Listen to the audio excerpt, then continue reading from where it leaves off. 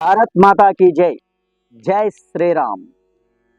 భారత్ ధర్మ పరివార్ ఛానల్కి స్వాగతం, సుస్వాగతం. ఈరోజు ఈ వీడియోలో మనం రామాయణం కోసం తెలుసుకుందాం.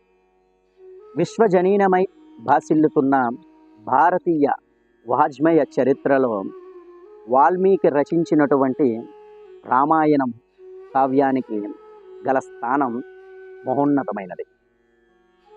అది ఆది కావ్యంగా ప్రాచుర్యం పొందడాన్ని బట్టి దాని ప్రాశస్త్యత, ప్రమాణాలు ఎంతటి విస్తృతమైనవో ఇట్టే గ్రహించవచ్చు.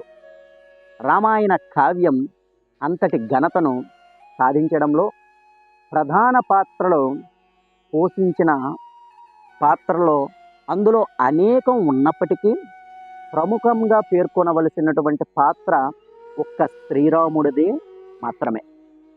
రామాయణం అనగా రాముని యొక్క నడక అని అర్థం.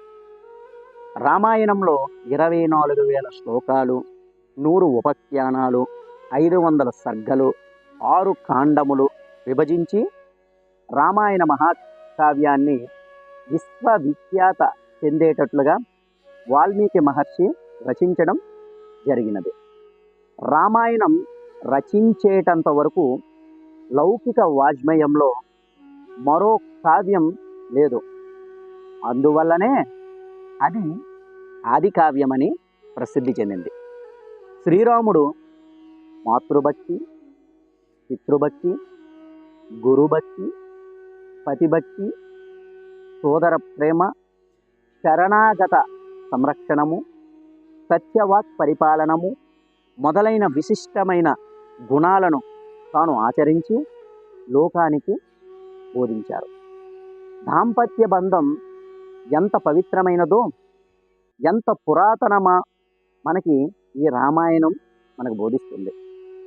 రాముని యొక్క భార్యగా సీతామాత మరియు పుత్రులుగా లవకుశలు, దశరథుడికి 3 భార్యలు, కౌసల్య, సుమిత్ర, కైకేయి.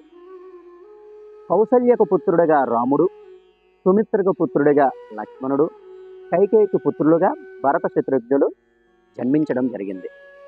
వానర సైన్యానికి రాజులుగా వాలి, సుగ్రీవుడు మరియు ఆంజనేయుడు పాత్రలు మనకు రామాయణంలో కనిపిస్తాయి.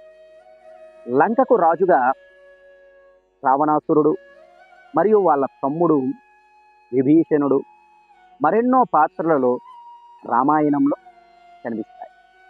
కొన్ని లక్షల సంవత్సరాలైనా ఇప్పటికీ మనం రామాయణాన్ని గుర్తుపెట్టుకుంటున్నామంటే అందులో ఉన్నటువంటి పాత్రలు చాలా ప్రసిద్ధి చెంది ఉన్నాయి కాబట్టి.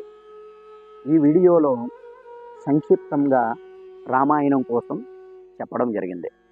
రాబోయే వీడియోల్లో మనం బాలకాండ కోసం, అయోధ్యాకాండ కోసం, అరణ్యకాండ కోసం, కిష్కింధకాండ కోసం, సుందరాకాండ కోసం, యుద్ధకాండ కోసం గురించి వివరంగా చెప్పడం జరుగుతుంది.